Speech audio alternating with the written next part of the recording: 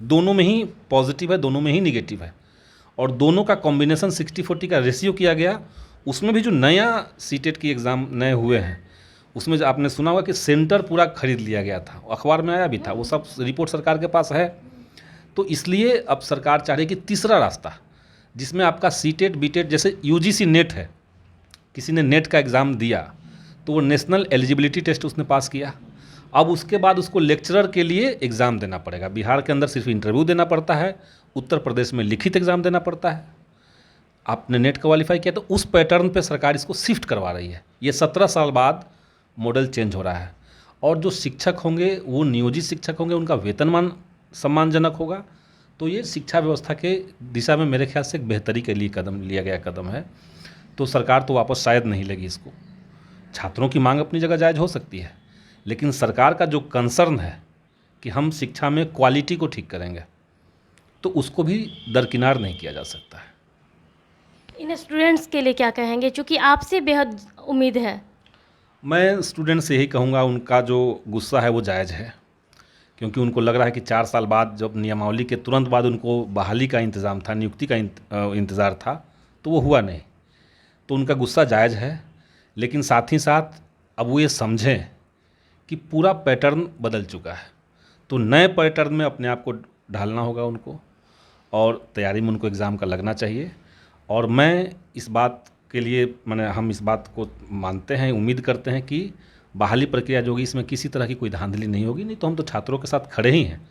कोई गड़बड़ी होगी हम छात्रों के साथ खड़े हैं। ये सारा तो हो गया, चलिए शिक्षक अभ्यर्थी जो है, लेकिन जो 15-20 साल से जो नियोजित शिक्षक है, उन लोगों के लिए भी तो एग्जाम की बातें कही जा रही है, जो अब ओल्ड एज भी हो गए हैं, कुछ लोग तो अब इस पड़ाव पर भी हैं कि अब कुछ दिन में उनका रिटायरमेंट होगा। हमारे संपर्क में कुछ ऐसे भी शिक्षक हैं, उनके लिए आप क्या कहेंगे? क्योंकि आंदोलन तो वो लोग भी कर रहे हैं। वो लोग भी आंदोलन कर रहे हैं, उनके आंदोलन का जो मांग है, चूँकि वो पहले से ही उनकी मांग थी कि हमको राज्यकर्मी का दर्जा दिया जाए, तो उनकी मांग चल रही थी, उनका आंदोलन चल रहा था।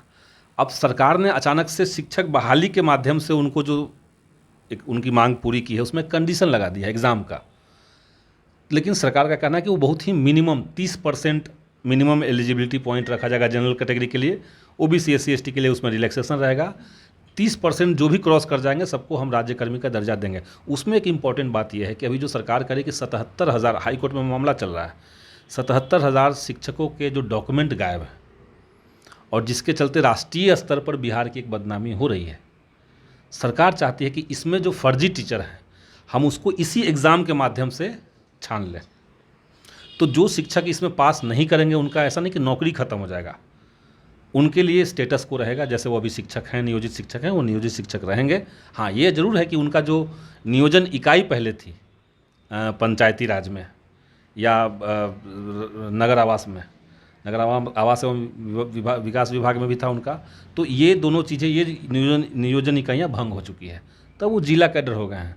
तो उनके लिए बेनिफिट यह है कि अगर वो पास करते हैं तो राज्यकर्मी और एक सम्मानजनक वेतन मिलेगा, अगर वो पास नहीं करते हैं तब भी वो पंचायती राज से बाहर निकल चुके हैं, और उनको अब ट्रांसफ़र की जो सुविधा है, जो लंबे समय से इनकी मांग रही है। महिलाएं काफ़ी परेशान है, क्योंकि वो बहुत सारी ऐसी महिलाएं भी हैं जो मायके में रहती हैं, क्योंकि थोड़ा सा दिक्कत हो रहा है 10 साल, तो वो स्थानांतरण का क्या लोचा है? स्थानांतरण, देखिए मेरी जो कल बात हुई, कल हम लोग की मीटिंग हुई है शिक्षा विभाग में, तो उनका है कि अप्रैल के एंड तक या मई तक इनका पूरा रूपरेखा जो है स्थानांतरण के लिए वो तैयार होकर के आ जाएगा। तो हाँ, उसको उसके बाद तुरंत उसको शुरुआत हो जाएगा। तो जिला कैडर हो जाने से तो सुविधाएं उनकी हो गई कि जिला में वो तो तत्काल कहीं भी हो सकते हैं। इसके अलावा अंतर जिला का भी उनका इंतज़ाम किया गया, जो नियोजित शिक्षक रह जाएंगे, यानी जो BPSC का एग्ज़ाम पास नहीं करेंगे या जो अप्लाई नहीं करेंगे उसमें। एक बड़ा डाउट इस नियमावली को लेकर के ये भी था हम लोगों का कि ऐसा साउंड कर रहा है नियमावली को देखते हुए कि जो सीटें सरकार अनाउंस कर रही है, जैसे 3.25 लाख, तो क्या इन्हीं सीटों पर पहले शिक्षक अभ्यर्थी हैं इनको भी देना है? नियमावली को पढ़ने से ऐसा ही लगता था। और अगर ऐसा होगा तो ये सच में छात्रों के साथ बहुत क्रूर मजाक होगा। तो हमने जाकर के बात की, तो सरकार भी, उनको भी शायद पहली बार ही लगा होगा शिक्षा विभाग को, तो उन्होंने 2-3 जगह फ़ोन करके पता किया। उन्होंने कहा कि नहीं ठीक है, इसको हम लोग और क्लैरिफाई कर देंगे प्रेस रिलीज़ दे करके। उनका कहना है कि जो नियोजित शिक्षक होंगे वो अगर एग्ज़ाम को क्वालिफाई करते हैं तो वो अपने पद के साथ आएंगे, तो ये जो 3.25 लाख पद हैं ये सिर्फ नए शिक्षक अभ्यर्थियों के लिए है। तो शिक्षक अभ्यर्थियों का जो आक्रोश आप देख रहे हैं सड़क पे, इसमें कई गलतफहमियां भी हैं और कई कन्फ्यूज़न है जो जायज़ भी है। एक तो उनका यही है कि बहुत लेट हो जाएगा, विलम्ब होगा, इसमें पूरी प्रक्रिया लटक जाएगी।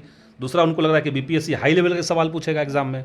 तीसरा, इनको लग रहा है कि हमको पूर्व के नियोजित शिक्षकों के साथ कंपटीशन करना पड़ेगा उन्हीं पदों के लिए। तो ये वाला तो क्लेरिफिकेशन शायद सरकार देगी तुरंत, 2-3 दिन के अंदर शायद आ जाएगा मामला सामने।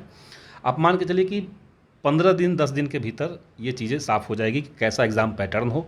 हमने ये भी मांग रखी है कि स्टेट के जो अभ्यर्थी होंगे उनके लिए आप अलग से सब्जेक्ट वाइज एग्ज़ाम मत लीजिए। सीटेट का तो कॉमन एग्ज़ाम पहले से ही होता था, लेकिन स्टेट का सब्जेक्ट वाइज होता था। तो चूंकि ऑलरेडी वो स्टेट क्वालिफाई करने में अपने सब्जेक्ट का एग्ज़ाम दे चुके हैं, इसलिए जनरल एग्ज़ाम उनका भी लीजिए, ताकि मूल्यांकन पद्धति में किसी तरह का भेदभाव ना हो और विलम्ब ना हो। तो ये सारी बातें हो रही तो ये अब मैं शिक्षक अभ्यर्थी हैं और जो नियोजित शिक्षक हैं, क्या दोनों का एग्जाम अलग अलग होगा या एक ही साथ होगा? हो सकता है कि एक ही साथ हो, क्योंकि हम लोग का तो डर है इस चीज़। बेहतर तो होता कि अलग अलग हो। हम लोग यही कहें कि अलग अलग लिया जाए। अगर एक साथ भी होगा तो पद दोनों के अलग अलग होंगे। नियोजित शिक्षक अपने पद के साथ उनका सिर्फ समायोजन हो जाएगा राज्यकर्मी में, जबकि जो शिक्षक अभ्यर्थी हैं वो अगर सिलेक्ट होंगे तो उनको राज्यकर्मी का सीधे सीधे दर्जा मिलेगा। तो आपने सुना कि किस तरह से जो हमेशा शिक्षक के मुद्दों को लेकर के पालीगंज के विधायक जो संदीप सौरभ है हमेशा बढ़ चढ़ कर सामने आते हैं, तो सब कुछ वो क्लियर कर चुके हैं। क्योंकि जो सड़क पर अभ्यर्थी आंदोलन कर रहे हैं उनके लिए भी राहत भरी खबर है कि ज़्यादा परेशान होने की ज़रूरत नहीं है। और साथ ही साथ जो एग्जामिनेशन की बात कर रहे हैं तो वो बहुत जो मार्किंग है 30% के आसपास ही ना, वही शायद रहेगा शायद। अब बस पास करने की ज़रूरत है। साथ ही साथ जो महिलाएं परेशान हैं स्थानांतरण को लेकर के, उन महिलाओं के लिए भी अच्छी खबर और सुकून भरा खबर कहा जा सकता है। क्योंकि महीने 1.5 महीने 2 महीने के आसपास इन लोग के भी ट्रांसफ़र की जो प्रक्रिया है वो शुरू हो जाएगी और जल्द ही उन लोग को जिला पहले तो 1.5-2 महीने के अंदर जो स्थानांतरण की बात है वो ज़िले के आसपास होगी, लेकिन उसके बाद हो सकता है कि जिला के बाहर भी ऐच्छिक स्थानांतरण की भी बात हो जाएगी। लेकिन जो नियोजित शिक्षक है जो परेशान है, बेहाल है, उनके लिए भी ये राहत भरी खबर है। क्योंकि 30% जो मार्क्स उन लोगों के आसपास क्रॉस करना है, ताकि जो परेशान है वो लोग की कंपटीशन हाई होने वाला है बीपीएससी के जरिए, तो ऐसा कुछ भी नहीं है। फिलहाल के लिए इतना ही। बने रहे कशिश के साथ। पटना से अंकिता सिंह की रिपोर्ट।